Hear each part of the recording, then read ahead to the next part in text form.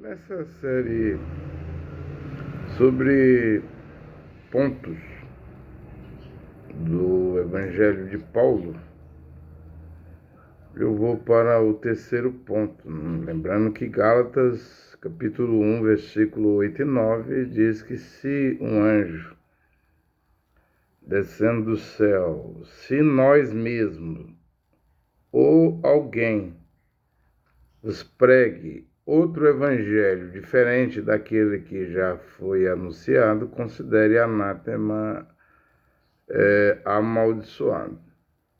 Então, o irmão Branham disse que vem um outro profeta após ele. Está aí na era de Éfeso, pregado em 5 de dezembro de 1960.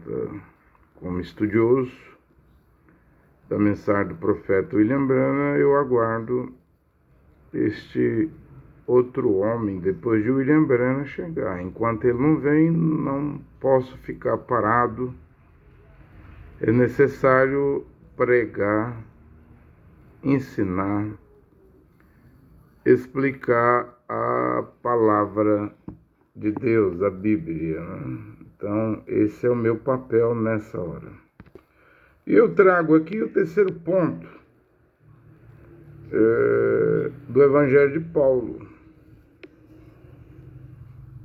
Com Paulo não havia templo de 4 paredes para adorar a Deus. Pelo contrário, Paulo pregava que Deus não habitava em templos feitos por mãos humanas. Isso está aí em Atos dos Apóstolos, capítulo 17, versículo 24. O Deus que fez o mundo e tudo que nele existe, o Senhor do céu e da terra, não habita em templos feitos por mãos humanas. Então, Paulo não podia construir 4 paredes, templo, catedral, nave, como as ruas hoje estão entupidas de templos. Agora, eu acredito que quando o apóstolo Paulo pregava, havia muita gente ali em Corinto, em Éfeso, em Tessalônica, em Filipe, em Atenas. Mas nem por isso ele foi construir templo, porque se ele fosse construir templo, 4 paredes, ele iria contradizer a ele mesmo, que disse aí em Atos capítulo 17, versículo 24, que o Criador não habita em templos feitos por mãos humanas. E eu vou mostrar aqui pelas Escrituras que não importava a quantidade de pessoas que estavam com Paulo, as reuniões eram nas casas. Confira aí os textos aí. Romanos 16, versículo 5, saudai também a Keilah. Keilah é a comunidade, Kenesian é a congregação. São palavras hebraicas, porque esse negócio de igreja, eu não vejo diferença nenhuma de uma igreja e um clube, e uma associação. E é tanta igreja nas avenidas que a pessoa troca de igreja igual troca de roupa. Se está insatisfeito com uma igreja, vai para outra. Se tem uma proposta melhor, tipo assim, aqui você vai virar presbítero, pastor, bispo, aqui você vai ter um salário maior, logo a pessoa troca. Igreja é empresa, é negócio. São empresas, são negócios. Não tem nada do reino dos céus, do reino de Deus dentro das igrejas.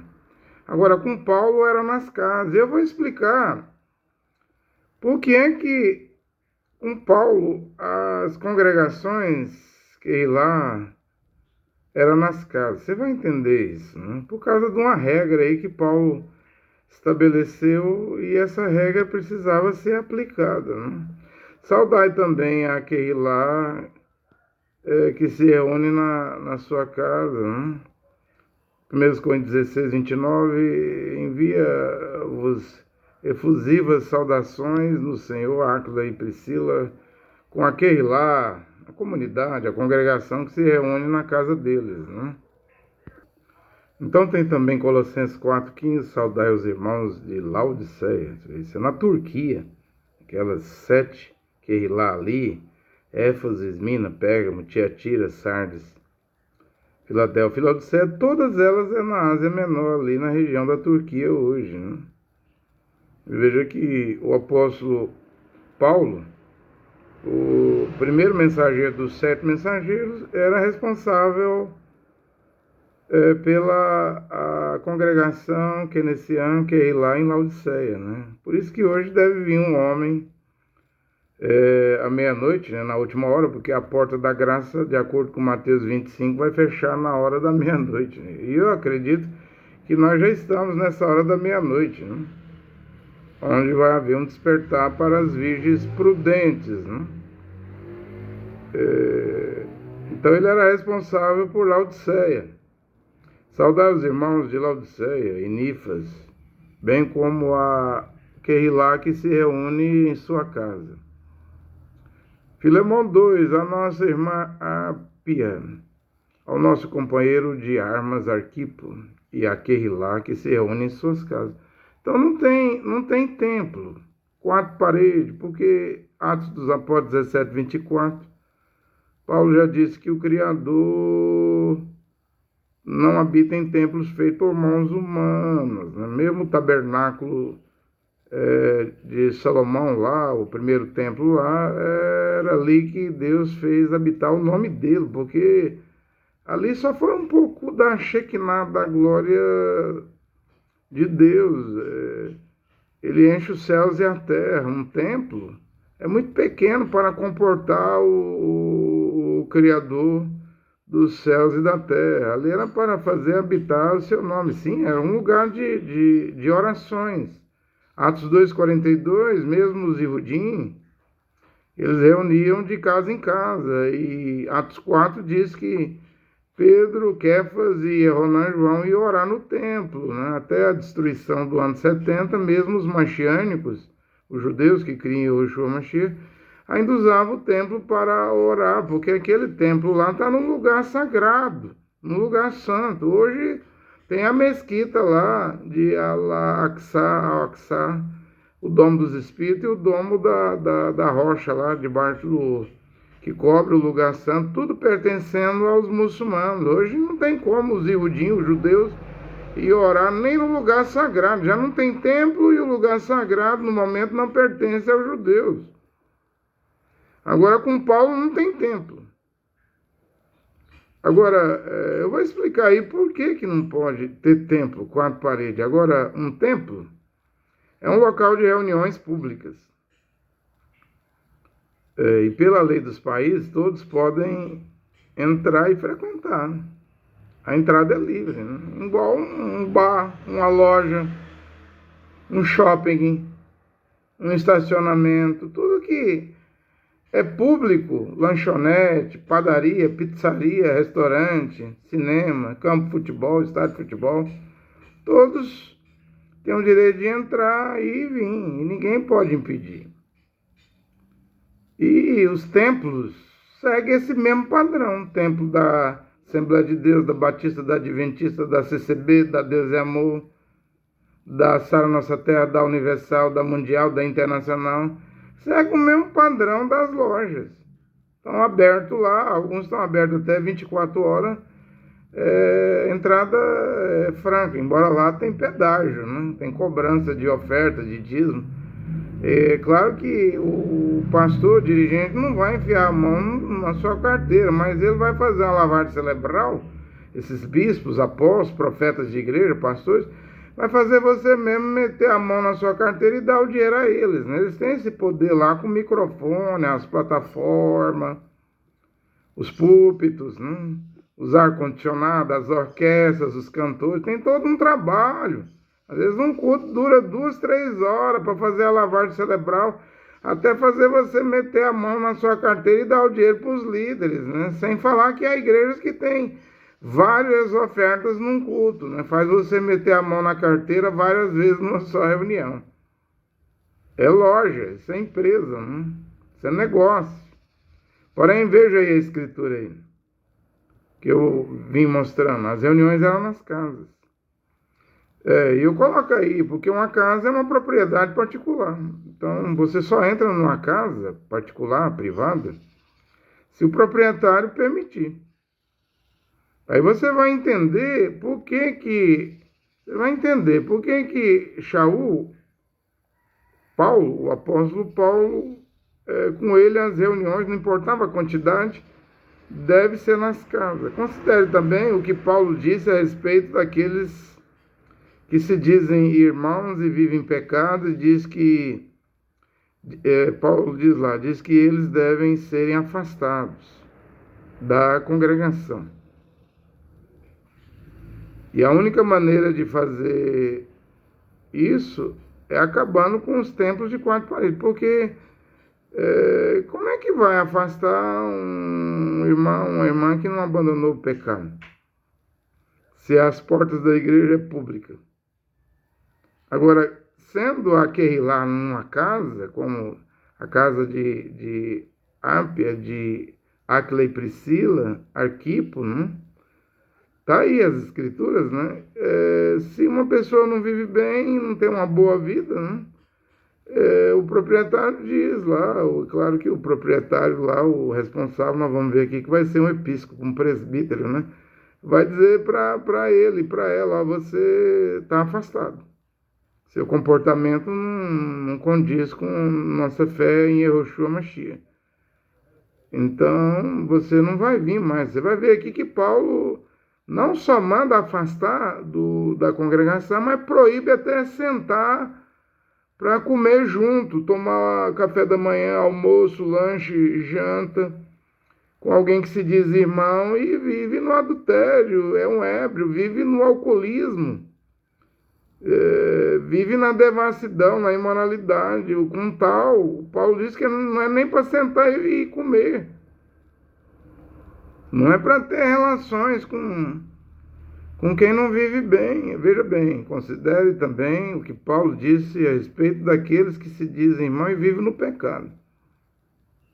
Ou seja, porque veremos aqui que a congregação é para os santos. Santos são separados do mundo, do pecado, dos vícios, dos prazeres do pecado. Tudo que é pecado, um filho e uma filha de Jeová, Deus o Pai, o Criador, deve se separar.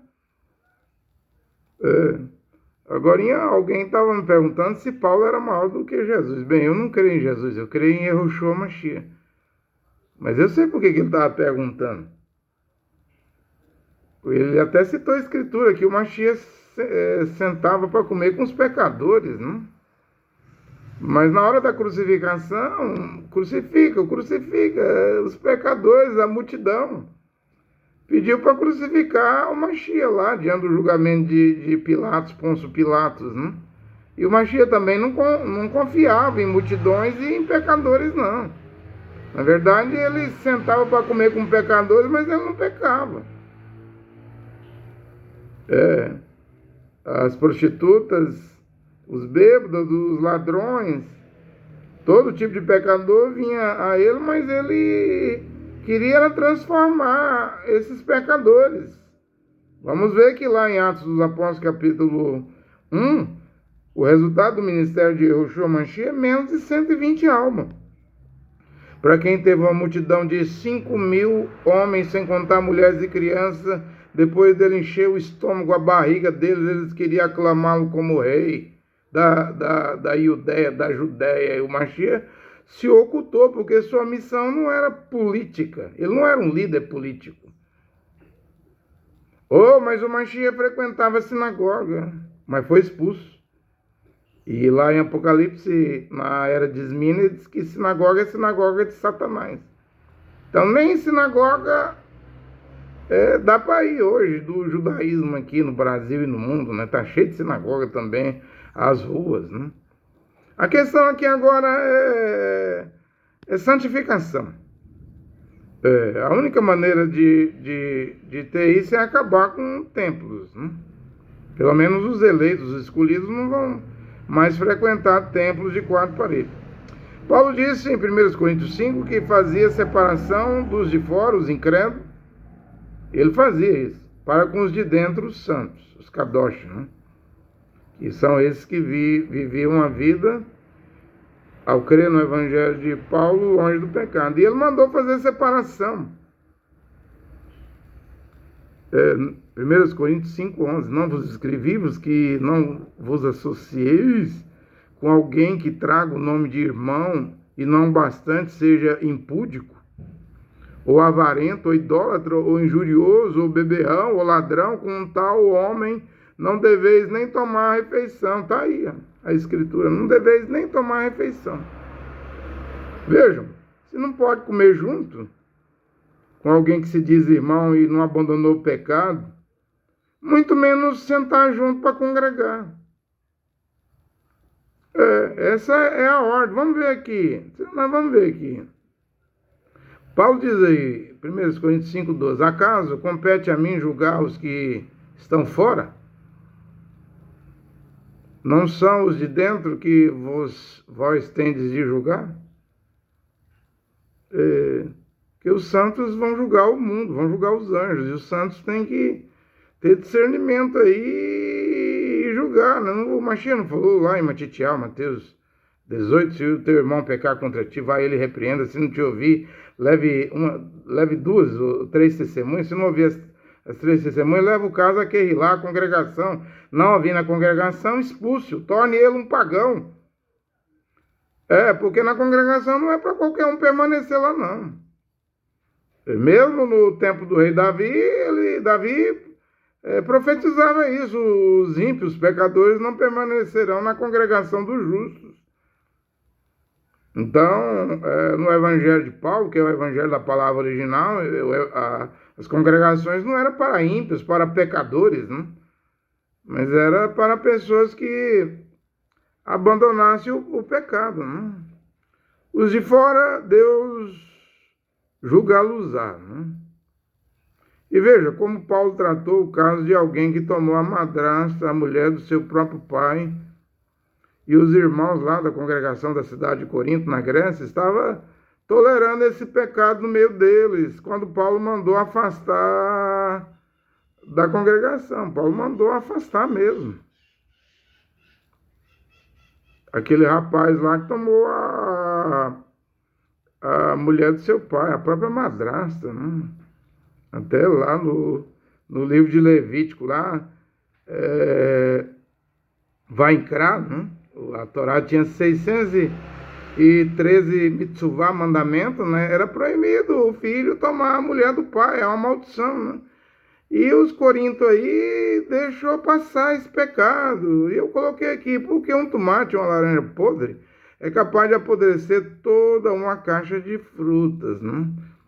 Lá Paulo fala que em Coríntios 5, que um pouco de fermento vai inchar toda a massa, né? Então não vai escapar adolescente, se tolerar mau comportamento, mau exemplo, mau caráter. Não vai escapar jovens, não vai escapar as senhoras, os senhores, irmãos, mulheres casadas. Vai contagiar homens casados, mau exemplo, contagia todo mundo. É por isso que as igrejas não prestam. Igreja é chiqueiro de porco. Cristianismo é chiqueiro de porco. Igreja católica, igreja protestante, igreja pentecostal, deuteropentecostal, neopentecostal, são verdadeiros chiqueiros de porco. Não tem santo aí não. Se tiver, vai sair. Tem que sair. Vamos ver 1 Coríntios capítulo 5, versículo 1. Geral ouvi-se dizer que entre vós existe luxúria. Luxúria tal que não se encontra nem mesmo entre os pagãos. Um dentre vós vive com a mulher do seu pai. Que pecado. Versículo 2. E vós estáis cheios de orgulho, nem mesmo vos mergulhaste na tristeza. Ou seja, pecado deveria trazer tristeza, né? Mas traz comodismo hoje. O povo está tão frio que acha que Deus é obrigado a estar dentro das igrejas dele, vivendo dentro das igrejas desses pastores, bispos, falsos profetas, e acha que Deus vai tolerar pecado. O Senhor Adonai, o Criador, não tolera pecado. a fim de que o autor desse mal fosse eliminado do meio de vós. Veja a expressão de Paulo, eliminado. Então, o pecado fazia... eu não estou vendo Paulo chamar ele aqui de irmão, né? Esse alguém aí deve ser eliminado do meio de vós, porque isso não é comportamento de um irmão, tomar a madrasta, a mulher do seu próprio pai, que pecado. E hoje as igrejas estão cheias de crime, de pedofilia, de estupro, de aborto. As igrejas estão cheias de assassinatos, de feminicídio. Está cheio de ladrões, de corruptos, cheio de política. A igreja está podre. Tanto que na era na última era, Laodiceia, o Machia diz que está do lado de fora, diz que estou à porta e bato. Quem tem ouvido ouça que o Espírito diz às igrejas, ele está do lado de fora. Se alguém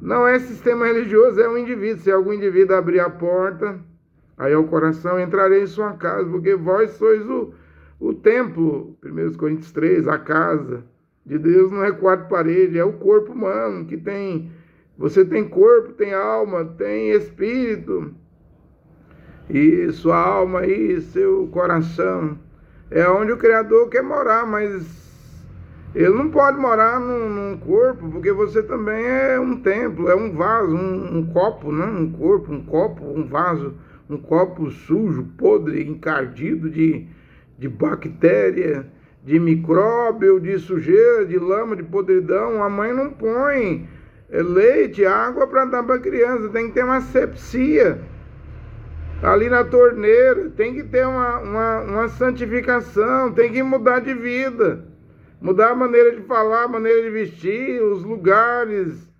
mudar tudo, o comportamento, que tipo de literatura ler, que tipo de áudio ouve. Eu estou a dizer que eu estou pregando há mais de 2 anos, não tenho hinos para cantar, nada do cristianismo, das igrejas cristãs, seja pentecostal, tradicional, deuteropentecostal, neopentecostal, evangélica, nada se aproveita.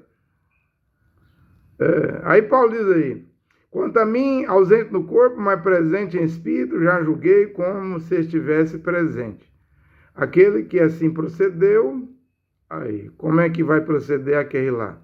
É preciso que no nome do Senhor Yehoshua, estando vós e o meu espírito reunido em assembleia com o poder de nosso Senhor Yehoshua, entregue tal homem a Satanás, para a perda da sua carne, a fim de que seu espírito seja salvo no dia do Senhor. O versículo 13, lá no finalzinho de 1 Coríntios, capítulo 5, Paulo diz, afastai o mal do meio de vós, o mal, ou seja, esse que se diz irmão é um perverso, tire ele da congregação, afaste, elimine-o, tudo palavra de Paulo. Mas eu não sabia que Paulo, o apóstolo Paulo, era tão radical. Quando o assunto é pecado, vida de pecado, não querer renunciar ao pecado, abandonar o pecado, então Paulo era duro. Ele era amoroso, um apóstolo, um líder, um mensageiro do Criador, Deus Pai, Jeová e do Filho, Yehoshua Mashiach. Mas se não abandonasse o pecado, não importa quem fosse, Paulo não queria ter nada a ver com tal homem ou tal mulher. Também deve dizer que, embora a congregação é em casa, mas não é qualquer irmão que pode ser dirigente. Há mais ou menos 30 requisitos que um presbítero, Kefa, Pedro era presbítero, Paulo mandou estabelecer presbítero, então o presbítero tem que preencher esses requisitos aí, para dirigir uma comunidade de irmãos e irmãs, tá aí, veja aí, 1 Timóteo capítulo 5, fala do bispo, pois vai convir aí, convém, que seja marido de uma só mulher, irrepreensível, Ele tem que ter vida, boa vida, pois se alguém não sabe governar bem a sua própria casa, como cuidará daquele lá de Deus? E a congregação é na casa desse presbítero. É preciso, porém, que o episcopo, o presbítero, seja irrepreensível, esposo de uma única mulher, sóbrio, cheio de bom senso, simples no vestir, hospitaleiro, competente no ensino, nem dado ao vinho, nem briguento, mas indulgente, pacífico, desinteresseiro, que ele saiba governar bem sua própria casa, porque aquele lá começa em casa, mantendo seus filhos na submissão, com toda a dignidade. Pois se alguém não sabe governar bem a própria casa, como cuidará daquele lá de Deus? E ele não seja um recém-convertido, a fim de que não se ensoberbeça e incorra na condenação que cabe ao diabo. Além disso, é preciso que os de fora lhe dê um bom testemunho. Sim, ele tem que ver se ele não deve, porque Paulo diz que não devemos dever nada a ninguém. Como é ele lá no supermercado, no posto de gás, na farmácia. Quem compra e não paga não tem condição de ser presbítero, não. Tem que ter ficha limpa, né? Foi dito ali que ele é marido de uma só mulher, né? Além disso, é preciso que os de fora lhe dê um bom testemunho para não cair no descrédito e nos laços do diabo. A instituição dos presbíteros em Tito, capítulo 1, versículo 5, eu te deixei em Creta para cuidares da organização e, ao mesmo tempo, para que constitua presbítero em cada cidade. Cada qual devendo ser, como te prescrevi, homem irrepreensível, esposo de uma única mulher. Então, os divorciados, os que já casou a segunda vez, está desqualificado, cujos filhos tenham fé e não possam ser acusados de dissolução, nem de subordinação, porque é preciso que, sendo econômico das coisas de Deus, o episcopo seja irrepreensível, não presunçoso, não irracível, nem beberrão ou violento, nem ávido de lucro desonesto. Então ele tem que ter trabalho, o trabalho dele tem que ser o mais honesto possível, não pode ludibriar, enganar ninguém.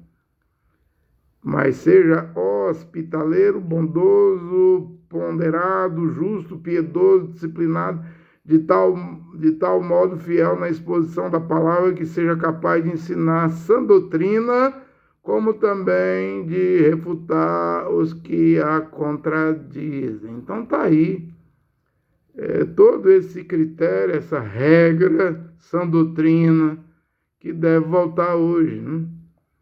Não há templo de quatro paredes, congregação nas casas, quem não viver bem é eliminado, é afastado, e criteriosamente há mais ou menos aí 30 requisitos para o homem que vai dirigir essa QI-lá, a comunidade, essa que iniciar a congregação.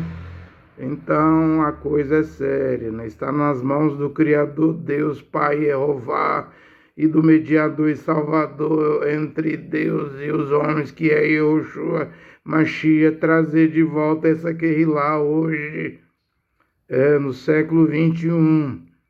Cabe a Deus, pertence a Ele. Haverá uma restauração final, como William Marion Branham disse, ou seja, uma curta era efesiana se abre aqui dentro da sétima era de Laodiceia para voltar à palavra original.